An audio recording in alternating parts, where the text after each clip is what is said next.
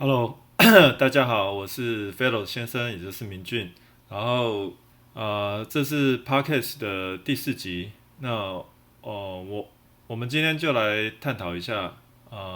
定位，什么是定位？但我们要先从最近 Fellow 先生看到的一篇新闻开始看起，就是大家都在想说要找出大立光为什么股价腰斩的原因。那基本上它的原因其实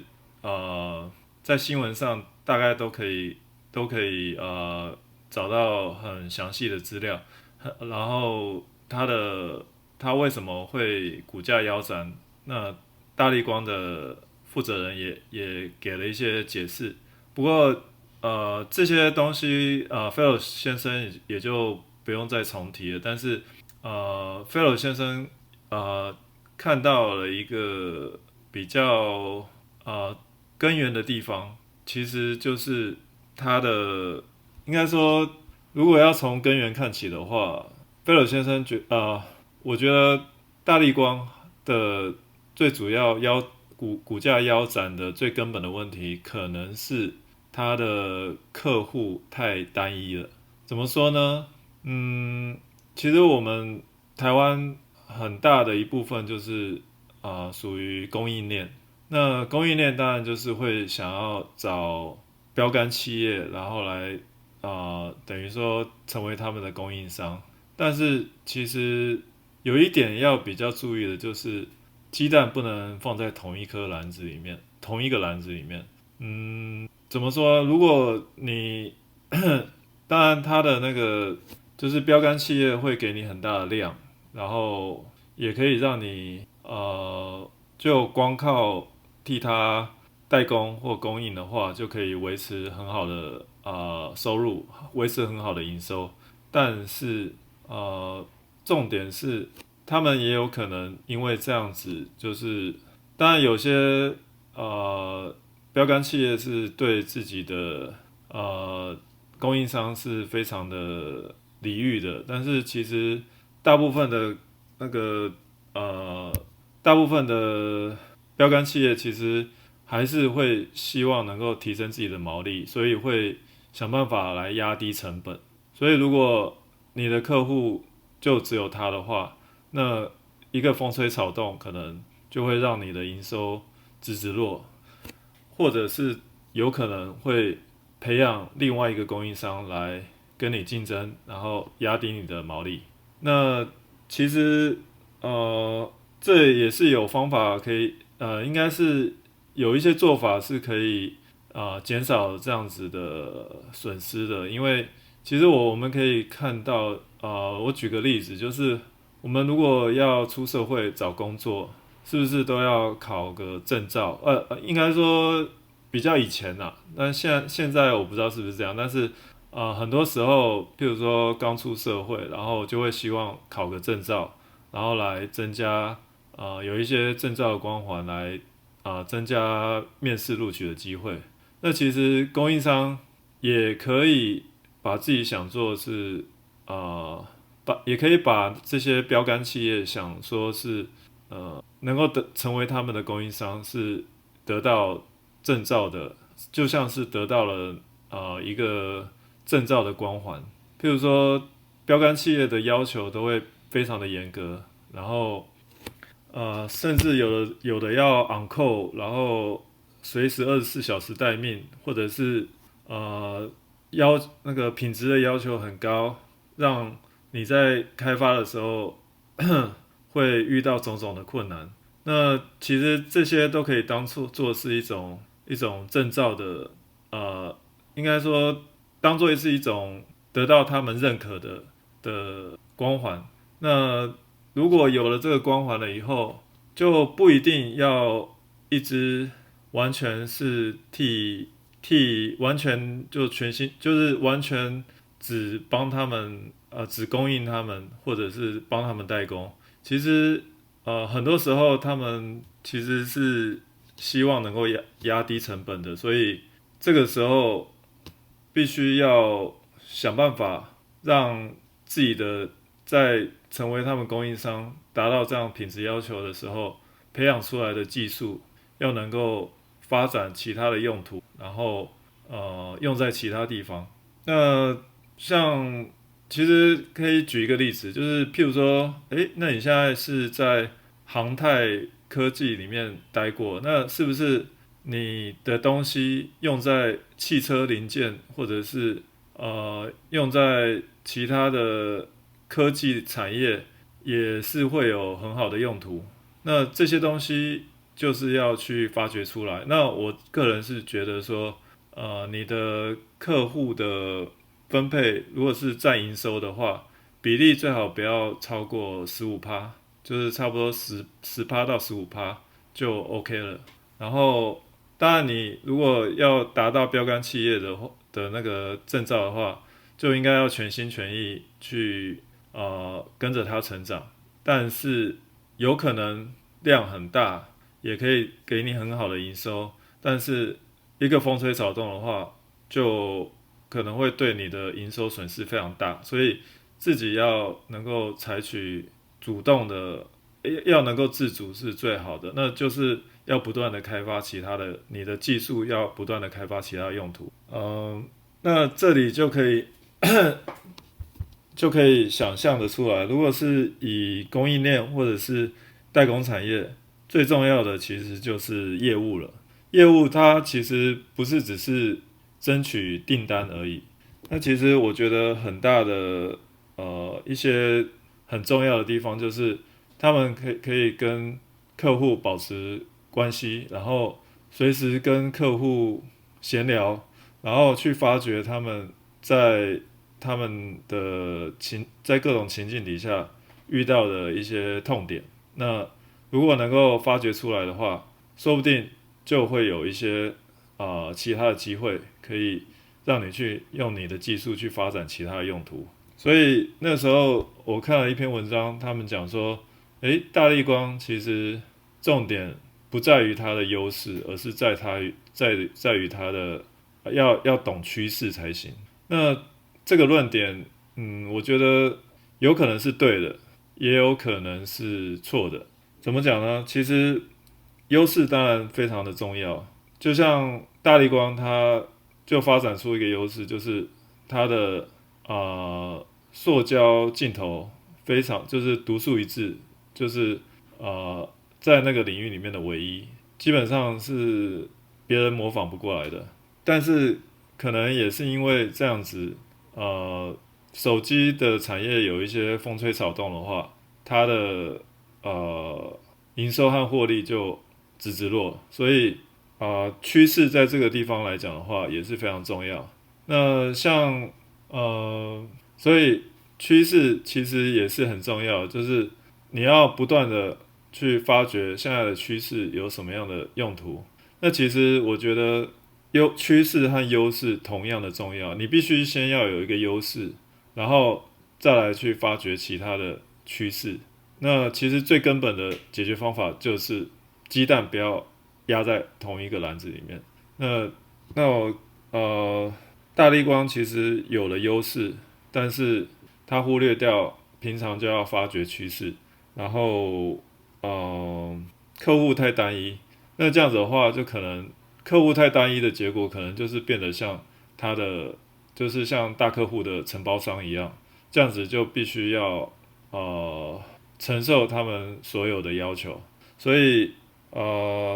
这点是菲尔先生觉得优势和趋势其实是同样重要的。那我们现在就来看看优势是什么呢？其实之前常常在讲定位到底是什么，其实就跟发掘自己的优势是有关的。大家可以先参考看看，然后当然就是你在供应商在发掘其他的需求的用途的时候，最好是不要跟供应商的客户是做同性质的产业，这样子的话，发掘的用途反而对大家都不好，所以最好是发掘不同性质的用途是最好的。那我们现在来讲讲优势是什么？其实优势就是定位。那定位要怎么定位呢？大家其实想的都是比较可能有点搞不懂，就是可能他以为他是只有行销的东西才需要定位，但其实我觉得定位其实就是找到自己的优势。那大家可以如果有空的话，可以去看看有一个叫做不知道是不是日本出来的，它有一个叫做Ikigai，就 IKIGAI 的一个图，它里面有4个象限，那我们可以把它归纳成用简单的话来讲的话，其实就是热情、能力、市场和使命。那热情是什么呢？其实菲尔学生的文章都有写过。那热情其实就是你在做什么事情的时候是最享受当下，然后就像充电一样，你做那件事情的时候可以得到心流，然后有一种时间好像过得特别快的感觉。那个就是你的热情。然后能力的话，就是你擅长的事。擅长的事当然就是呃，你你可能做什么领域的东西，你觉得自己特别在行，比别人的领悟力更高一些。譬如说你会呃你我们就以科系来讲的话，可能就是有些人他就是数学会比较在行，然后有些人是理科方面比较在行，有些人是文学、社会会比较在行，然后有些人是艺术，就这些东西，如果分门别类的话，可以再去细究探讨。比如说，现在的那个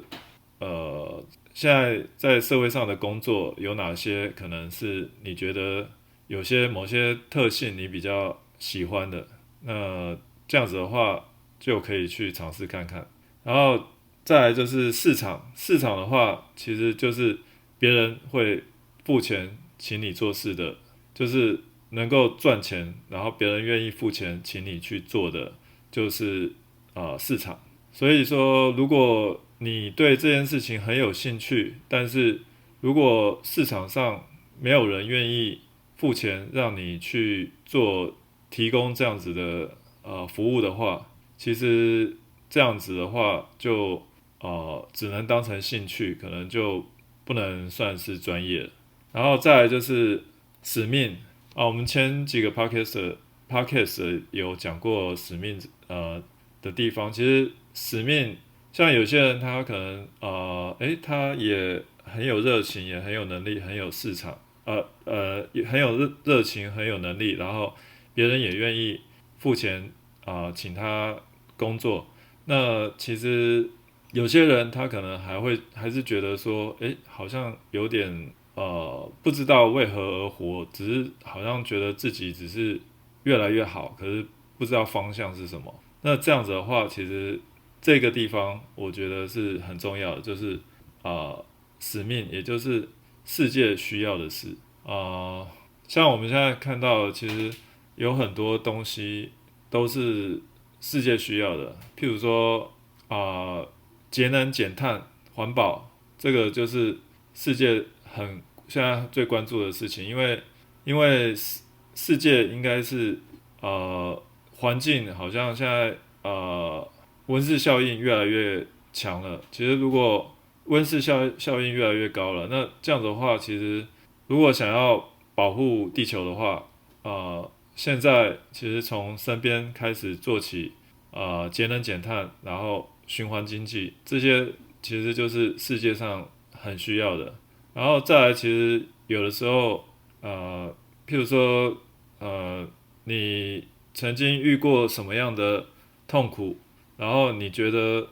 世界上其他的人可能也会遇到这样的痛苦，那你可能就是可以去想办法的去解决它，然后帮助所有遇到同样情况的人也会过得更好。那像菲尔先生以前在做游戏交友 App 的时候，其实有一个使命，就是其实想要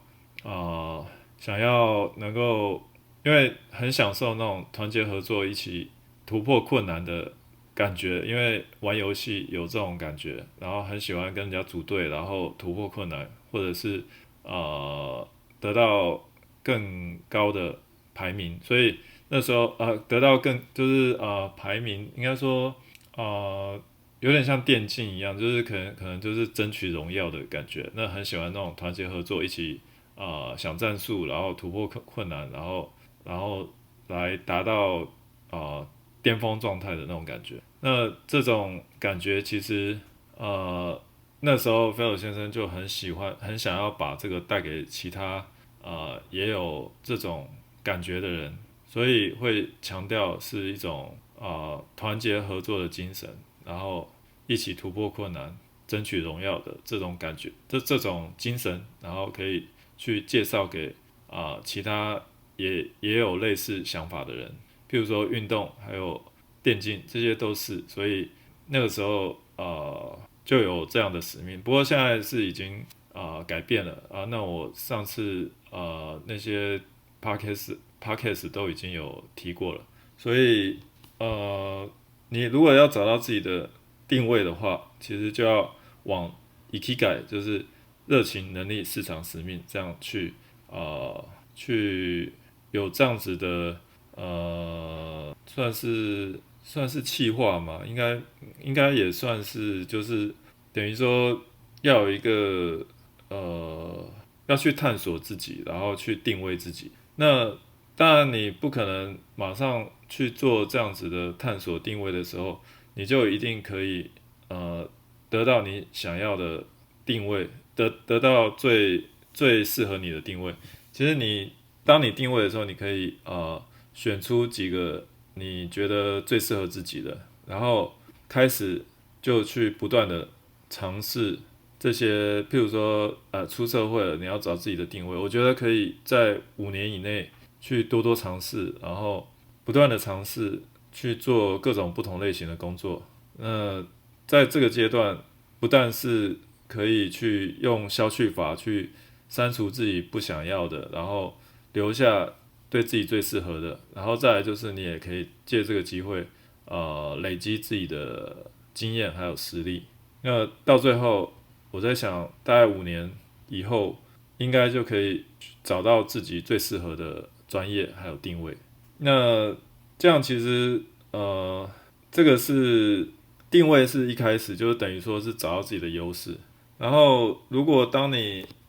在你的优势里面已经做到了唯一，就是等于在你的细分领域里面你已经做到唯一的时候，你可以再慢慢的想要怎么样扩张到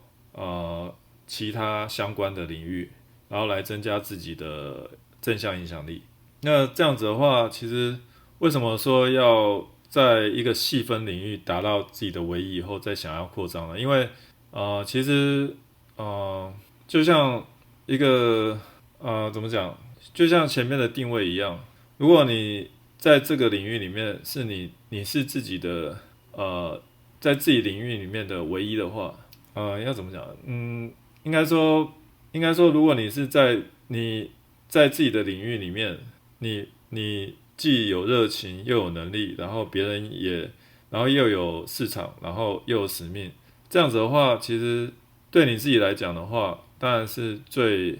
幸福的事，因为等于说你可以做自己喜欢的事，而且不断的成长。那人都是爱比较的，那其实我发觉很多人他因为没有找到自己的定位，所以可能会想要模仿你，或者是跟你竞争。但其实你只要找到自己的定位的时候，你就你的你在做事的成长就有点像你在吃饭喝水一样，你每天都是做自己的事，然后不断的做自己喜欢的事，然后不断的成长。那别人他们如果要模仿的话，一方面那可能不是他的定位，他要模仿的话，他可能会很痛苦，因为那不是他想做的事。然后再来就是你可能就像吃饭喝水一样，不断的超越自己。那可是他的话，就是那些模仿的人的话，他可能一直都会在你的屁股后面跑，而且会越离越远。所以找到自己的定位真的非常的重要，因为这就是你一个人生的方向。人生的方向，如果你每一步都走到对的方向的时候，那其实你的成长速度会比别人快，而且你会活得更有意义。那其实这样子就是一个迈向幸福的一个道路。那到底要怎么定位呢？可以参考一下 Fellows 先生的定位。譬如说 Fellows 先生的个人定位就是我是专精于商业模式创新、品牌创业、热情定位，还有体验行销，还有 Podcast， 然后的中华民国在台湾人，然后整合能力强，热衷于用创新思维来帮助人们解决问题，提升人们的持续性创新生产力，来过充实幸福的生活。立志在10岁41到44岁之间，成为拥有11人以内的新创公司的思想实业家兼教练。这是 Fellows 先生也就是明俊的个人定位。那 Fellows 先生也就是明俊的公司定位是什么呢？就是希望能够在中华民国在台湾的境内人数11人以下，营业额1亿以内的新创公司领域内，专精于商业模式创新、品牌创业、体验行销、热情定位，还有 Podcast 的，专门以创新思维和多方共赢的方式解决问题，并协助人们提升持续性创新生产力，来过充实幸福的生活，并且以每小时每位工作者的平均净利来衡量成功的指标，为创新解决方案内容顾问预购平台。那其实这样子的定位，其实听起来也蛮平凡的，但是其实我觉得，如果你要定位的话，就是要让你在这个定位里面纯粹只有自己的优势。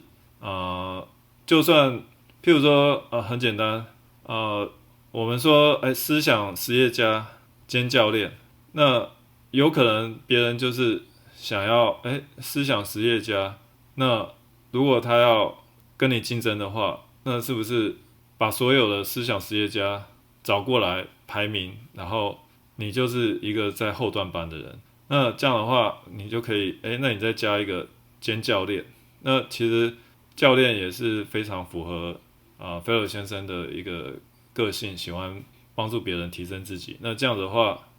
好像又在排名又前进了一步。那这样的话，其实你真的没有必要去跟所有的人去竞争这些东西。譬如说顾问好了，那这样的话，如果你只是一人公司，你要那些譬如说像麦肯锡这种国际级的顾问公司，你是绝对不可能可以跟他比较的。那其实你要的就是要自己的优势。那你可以说那你就是要譬如说5个人以内的公司，然后你的年龄是几岁到几岁，你可以创造自己的优势。你跟你竞赛的人就是在这一个领域里面。那再来就是你的专业，那就像顾问也有可能有各种百种，有的是品牌专业，有的是公关媒体，有的是各式各样的，就是有很多不同的专业。然后譬如说气管顾问什么的，就是如果光一个顾问就可以有百种的专业了。所以其实如果你在定位自己的时候，就一定要找出自己最有热情、最擅长，然后别人愿意付费的，然后又可以帮助到世界的这样子的一个定位，然后你就可以把它等于说自己圈地，然后成为里面最成功的专业人士。这绝对不是 RQ 思想或者是什么，但是我觉得就是你可以先在自己最有利的环境底下，去把自己的经验、自信、专业都建立起来，然后之后你就可以，譬如说，如果你在你的领域里面达到第一的时候，你就可以慢慢的把自己的专业实力去扩散出去。然后譬如说，那你也可以譬如说企管顾问他如果在他领域里面已经第一的话，他也可以慢慢的去跑到行销顾问也可以，就是相关的，然后慢慢的扩散出去。但基本上一定要先在自己的领域里面先建立好自己的实力，然后再慢慢的把自己的影响力扩散出去。那这基本上这样就是菲尔先生觉得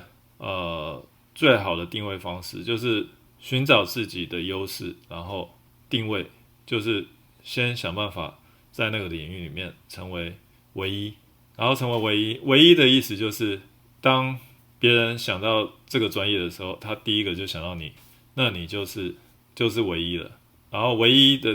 等到达到唯一的时候，再慢慢的扩张，就让自己的影响力扩散出去，然后来从事参与其他相关的专业，这是最稳扎稳打最好的一个方式。既然我们有讲到定位，其实创业跟定位也非常有关系。那这次的菲尔先生的预购问题解决方案和学习的预购这个礼拜也开始了。那题目是要怎么样解决台湾天使投资人稀缺的问题，来支持新创的发展。原则上还是一样，就是一篇团购价是400元，原价800元，然后为期1个礼拜。那这次可能会下个礼拜，大概下个礼拜3会，如果人数达标，25人就可以达标。然后大概达标的时候，菲尔先生就会开始撰写这一个问题解决方案。然后那希望对台湾的新创圈，还有天使投资人的产业，甚至各种募资想要有创新募资管道的人，都可以预购，然后来参考看看菲罗先生有什么解决方案。那么今天菲罗先生的第4集的 Podcast 就到此为止，所以希望能够让各行各业的人都能够找到自己的优势，然后在自己的领域里面成为唯一，然后不断的在稳扎稳打的再去发展自己的其他领域，然后发挥正向影响力。那么谢谢大家的收听。